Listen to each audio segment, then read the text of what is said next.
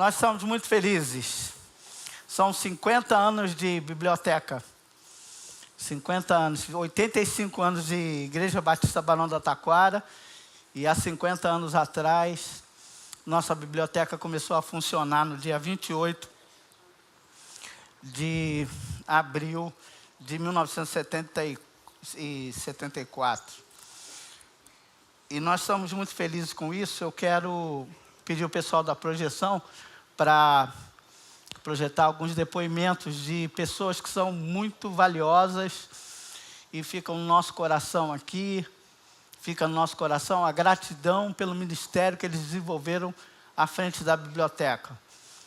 Cadê o irmão Daniel? Irmão Daniel Barbosa, o irmão Daniel Barbosa, sua esposa, a irmã Leli, pode ficar em pé também, fique em pé. Eu quero também falar da Marluce, que está aqui, cadê a Marluce? Fique em pé também, Marluce.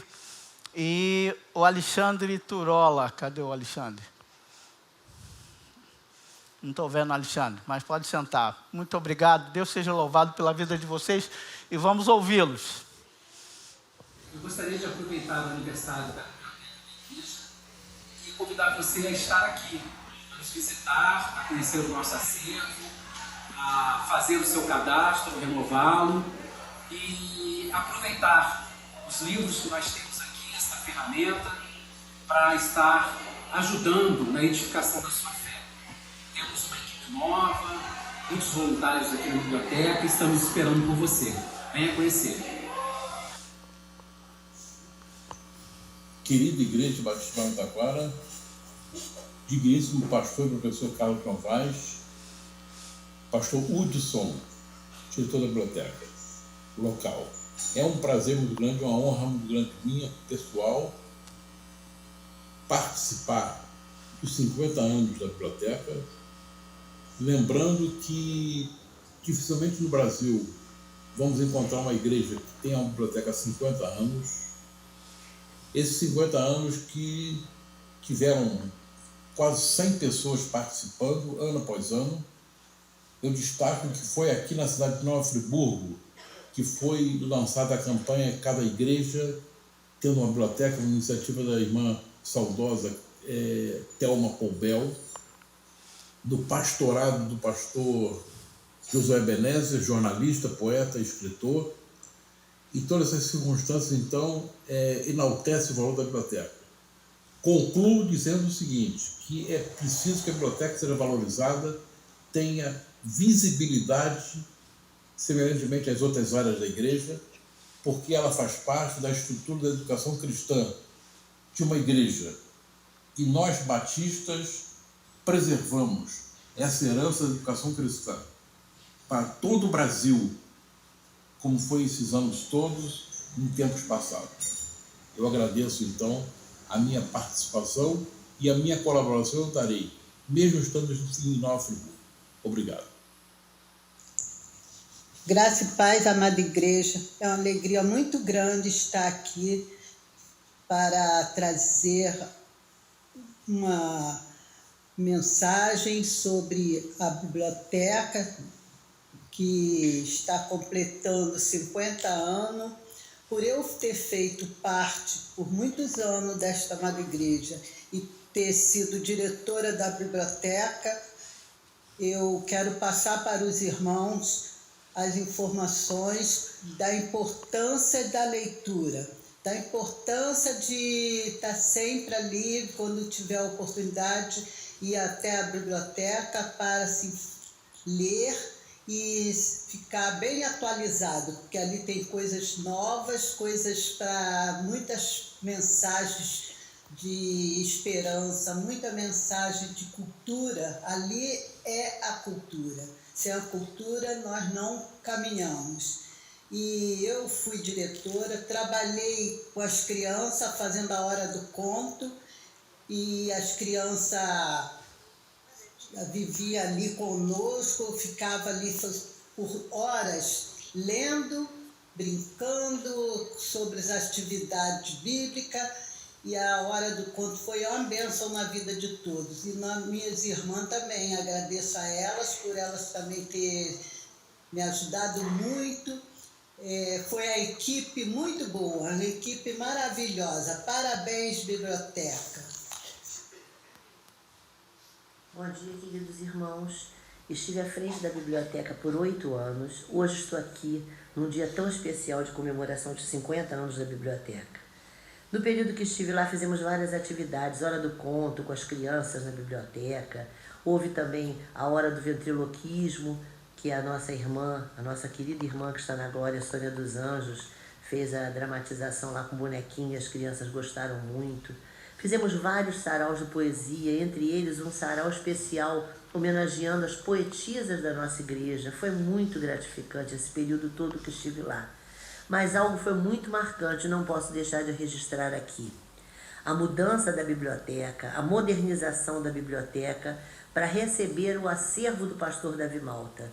Esse acervo tão importante que está ali desse homem que esteve à frente dessa igreja como pastor durante tantos anos, que tanta coisa fez na parte literária, que tanta coisa fez na parte do seminário, um homem tão importante. E esse acervo se encontra entre nós. Isso é um acervo muito importante para a nossa biblioteca. Temos também um grande acervo lá de livros evangelísticos que estão à disposição dos irmãos.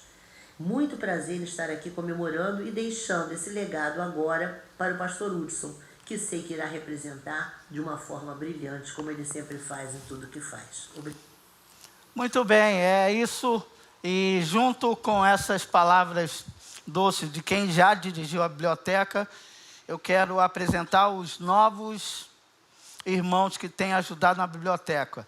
O Alexandre Turola, que a gente ouviu logo no começo aqui, a Cristiane, a Elcia, o Lincoln, a irmã Maria de Fátima, a Paloma, a Raíssa, o Patrick, o Renato Curti, a Regina Alemande e a Marília também. A Marília está junto, né? Estamos juntos na biblioteca lá. A biblioteca também quer fazer um convite para toda a igreja. Hoje nós não teremos bolo, mas nós vamos ter um bolo no dia 27, no último sábado de maio, com um grande sarau aqui, comemorando os 50 anos da biblioteca. Já está agendado, se você quiser participar, você é muito bem-vindo. Vai ser no sábado, 27, às 16 horas. Todos estão muito convidados. Eu queria orar agradecendo a Deus por essa gente. E eu tenho o desafio agora de, depois da oração, começar a compartilhar com você um pouco da palavra de Deus. Eu cresci aprendendo que a gente é o povo do livro. E aqui na igreja a gente valoriza muito a leitura. Vocês viram que hoje vai ter a roda de leitura. A biblioteca tem todos os livros da roda de leitura lá à disposição de você. E à sua disposição. E você também pode usufruir, como professor de escola dominical, como estudante da palavra, da biblioteca que é focada em livros evangélicos. Nossa biblioteca é focada em livros evangélicos e devocionais. Então você é muito bem-vindo lá para compartilhar disso. Mas eu quero falar depois sobre essa história de ser o povo do livro. Eu descobri alguma coisa que eu quero compartilhar com você sobre essa novelinha de ser o povo do livro. Mas nós somos conhecidos como o povo do livro. Por que será? Vamos orar pedindo para que Deus nos oriente, abençoe nossa biblioteca e que a gente insista e persista em ler. Nós precisamos ler. Lendo, a gente conhece melhor a nós mesmos e ao mundo que nos cerca. Senhor, em nome de Jesus, nós queremos te pedir tua bênção, tua proteção e a tua graça infinita sobre nós, a fim de que nós façamos o trabalho afinado com a tua vontade.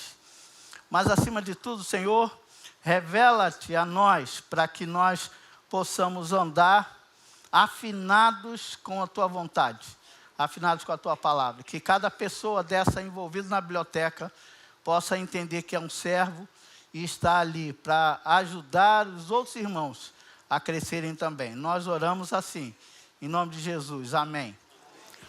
Hoje eu quero compartilhar com vocês, eu tenho pouco tempo e vou tentar ser fiel, porque eu sou professor de escola dominical. E eu fico olhando o horário lá, vai passar da hora, não vai dar tempo. Já sei que domingo que vem a gente vai ter uma classe única. E depois é o Dia das Mães. Ai, que tristeza. Não vou ter 2 domingos de lição. Mas faz parte do do todo o processo e eu vou me deliciar aqui, não só com a foto, mas com a presença do professor Israel Belo. Agora vocês podem projetar lá e eu quero conversar com você essa história de nós sermos o povo do livro, o povo da palavra. Eu não sei se você já percebeu que todos os domingos o pastor abre o texto aqui e vai falar sobre o texto. E apresenta para a gente o contexto desse texto. E às vezes a gente só fica com esse fragmento do texto e acha que aquilo é a palavra de Deus. É uma parte da palavra de Deus. A palavra de Deus é uma biblioteca. A Bíblia tem 66 livros. Livro de poesia, livro de drama, livro que eu acho que tem hora que parece comédia. Tem de tudo dentro das Escrituras. E eu acho que existe uma falha, eu já falei isso algumas vezes, uma falha na nossa leitura bíblica, porque a gente, na escola dominical, a gente aprende o livro de Gênesis, Êxodo, Levítico, e vai assim, até o livro de Apocalipse. E a gente começa a picotar o texto. Meu desafio hoje com você é pensar nessa história de crescermos todos juntos. Olha que desafio louco que eu impus a mim mesmo. De pensar nessa história de crescermos todos juntos, como foi o congresso de ontem, e no tema do ano da igreja. Vocês sabem qual é o tema do ano da igreja? Alguém ainda não sabe, mas se não sabe, fique sabendo, é ser igual a Jesus. Então, a gente, se é o povo da palavra, tem que ter alguma relação com isso. E aí eu quero compartilhar com você, eu vou tentar fazer isso aqui, acompanhe comigo lá. Acho que está aparecendo lá. Aí, você sabe que no princípio, Deus criou o mundo pela palavra. É ou não é verdade? Você sabe disso? Não. Todo mundo sabe disso. Porque Deus falou, haja luz, e a luz apareceu. Faça separação entre águas. E aí separou a água de um lugar, a água do outro, juntou a água no lugar e fez terra também. Então foi só pela palavra de Jesus, de Deus, que o mundo foi formado. Só uma hora que Deus pegou no batente mesmo para fazer, que foi como ele formou o homem. Porque o texto diz que ele formou o homem. Imagina um barro, massinha. Eu trabalho com criança, né? Então é massinha. Você imagina a massinha, a criança mexendo na massinha, mas não é criança, é Deus mexendo na massinha e faz um boneco lá. Ele fez com as mãos dele. Depois ele soprou e colocou o que dentro desse boneco? Vida, porque ele é vida. Então ele soprou dentro do boneco o que ele traz dentro de si. Olha que coisa interessante. Então Deus fez isso. Depois lá no livro de Gênesis você sabe que Deus chama um homem. Deus chama uma criatura lá, um cidadão chamado Abraão. Está lindo esse Abraão aqui, hein? Chama o Abraão, que é um homem de fé. Por que ele é um homem de fé? Porque ele creu na fala de Deus. Deus falou para ele, sai da tua terra e vai para uma terra que eu vou te mostrar. Então, crendo na palavra de Deus, ele arrumou a mala e estou saindo. E foi embora. Foi criar um novo povo, baseado numa promessa, numa palavra de Deus. E é muito interessante que depois de Abraão, você tem Isaac e Jacó agarrados na mesma promessa. Vou fazer de vocês uma grande nação. Depois que tem a história do Abraão, você sabe, a história vai continuar. E aí lá na frente vão aparecer, tem 5 aqui, 6, 7, 8, 9, 10 mandamentos. Aí você tem a lei escrita.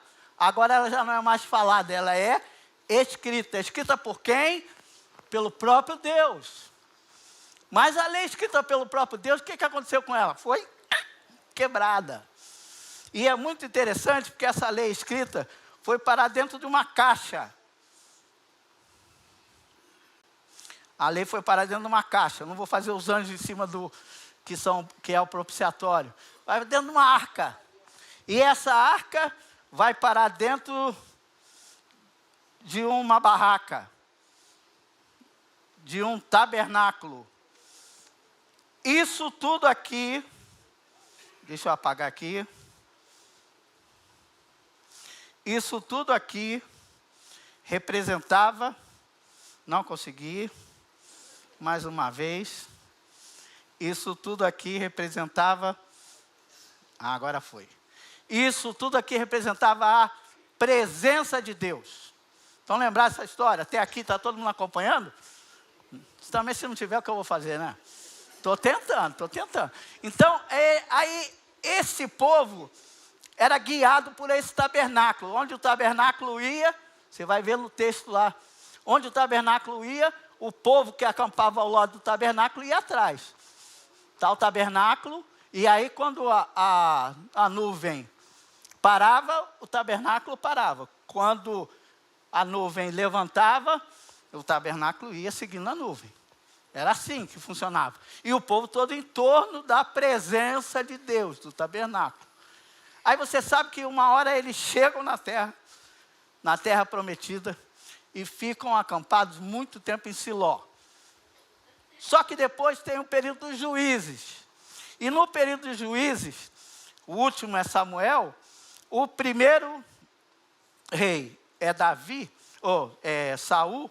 Depois de Saul vem, então, o grande rei Davi. Qual era a ideia de Davi? A ideia de Davi, do rei Davi, é pensar, olha, se eu moro num palácio, como é que Deus mora numa barraca, num tabernáculo? Então ele cria, ele elabora, ele pensa numa coisa que parece até o nosso presidente Juscelino Kubitschek. O que ele pensa? Vamos construir um templo. Por que parece com o Juscelino Kubitschek? Porque ele fala, vou construir um templo no centro do território. Qual era o centro? Do Juscelino é Brasília. Mas do Davi não foi, não. Jerusalém. Mas vocês fizeram a relação, graças a Deus. Alguém fez. Por isso que eu acho que o Davi parece com o Juscelino, que parece com o Davi. A ideia era essa, tudo gerar em torno daquele centro ali. Mas vamos deixar esse negócio de Juscelino para lá e vamos voltar aqui. Então Davi tem a ideia genial de colocar o tabernáculo no centro do território. Mas lembra-se, o que significava o tabernáculo? A presença de Deus. O que começou a significar o templo? Adivinhem. Precisa ser gênio para descobrir que o templo também significava a presença de Deus. Então todo mundo se dirigia para o templo para procurar Deus. Agora, fique ligado nisso, porque você estudou no trimestre passado sobre o período do cativeiro babilônico. E aí você sabe que no cativeiro babilônico, o que aconteceu? O que aconteceu com o templo, gente? O templo foi destruído. O templo foi invadido. E a presença de Deus, qual onde? Vocês sabem? Eu digo para vocês. Não tem mais o templo, mas eles têm uma coisa que eles podem guardar. A palavra. A palavra de Deus. E essa é a profecia de Jeremias. Essa é a profecia de Ezequiel. E Daniel fala a mesma coisa. A palavra de Deus tem que estar onde? Dentro do coração. Então não importava mais o templo, o problema era a palavra. A palavra representava a presença de Deus. E é muito interessante que se você olhar isso aqui, é um exercício igual ao de Abraão. É um exercício de fé. Porque você abre a palavra, e a palavra é a palavra de Deus. E você pauta a sua vida, como Abraão pautou, na palavra de Deus. Abraão, então, é um homem de fé. E quem segue a palavra, como Abraão seguiu, é uma pessoa de fé. Não é lindo isso? Eu acho sensacional fazer essa montagem de estruturas assim. Mas a história não acabou aí. A história continuou.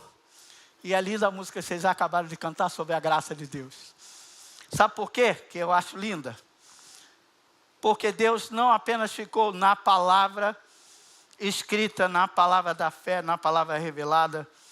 Deus, deixa eu consertar aqui. Deus se fez gente. A palavra, João capítulo 1, a palavra se fez gente. E aí eu começo a questionar, nós somos o povo da palavra? Será que nós somos o povo da palavra? E sabe que uma coisa que eu descobri? Que eu não sou homem da palavra. Eu não adoro a palavra.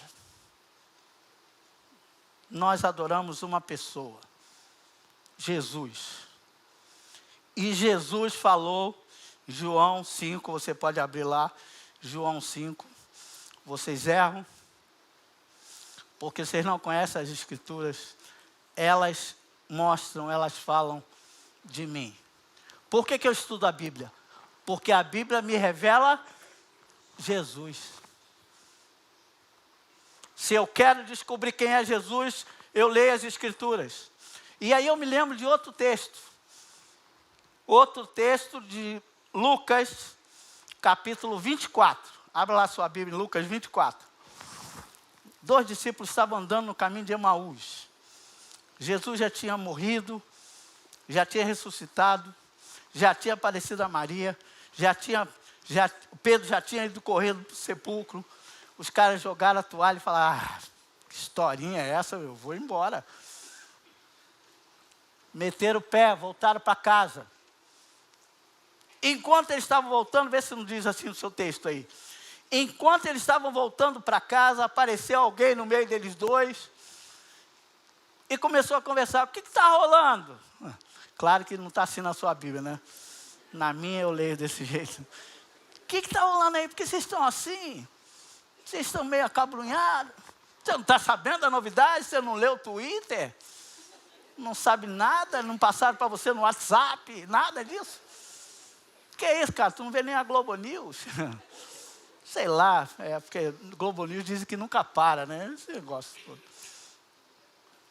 Aí Jesus fala, não, que coisas? Eles não sabiam que era Jesus.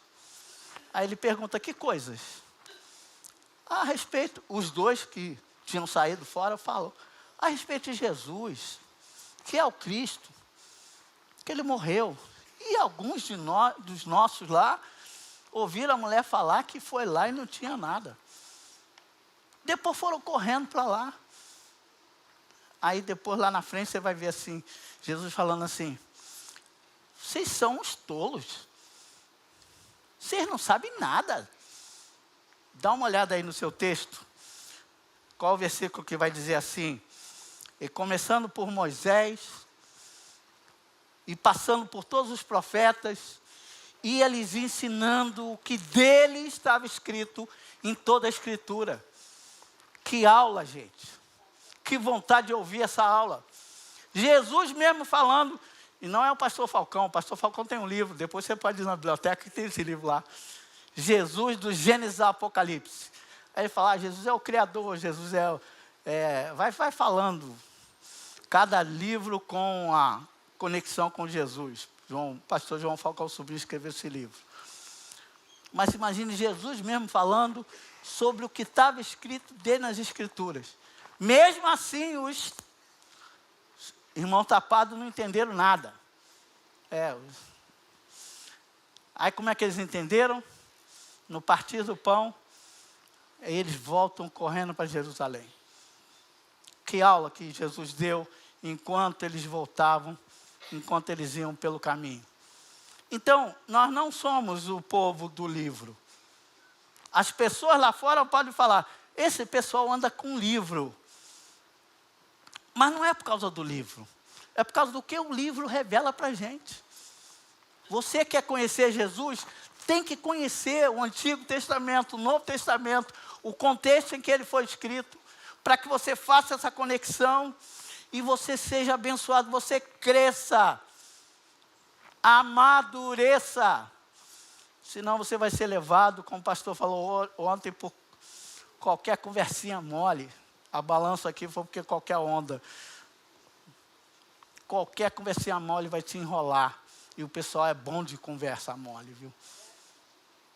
Então, preste atenção nisso. Nós não somos o povo do livro, nós somos o povo de Jesus. Um povo agraciado por Deus. E Deus foi tão bondoso conosco que transformou a palavra que criou o mundo numa pessoa. Se transformou numa pessoa para se relacionar conosco. Esse Deus que me ama, que me transforma pela sua graça, só deseja que eu tenha a mesma coisa que Abraão: fé. Se eu tiver a fé do pai Abraão, se eu tiver a fé de confiar nas promessas de Deus, como está escrito no Gênesis, Deus chamou Abraão num canto e falou assim: eu vou te abençoar. Deus chamou Abraão num canto e falou assim: seja você uma bênção. Você precisa ser uma bênção.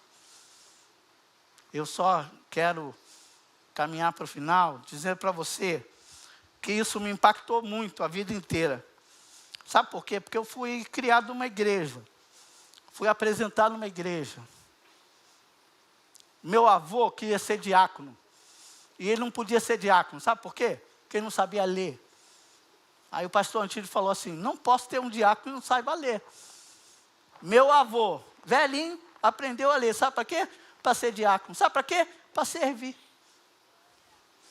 E dali para frente ele ficava assim: lê para mim, leia junto comigo. Isso me impactou.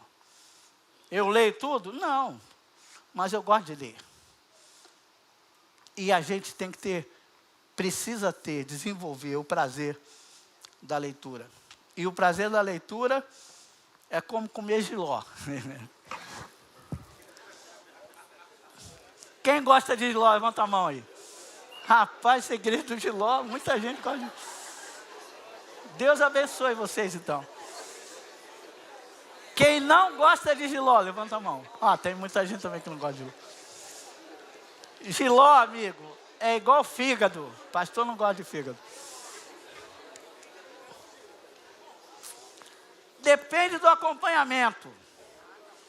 Depende da forma como é feito. E eu vou dar um segredo para você aqui.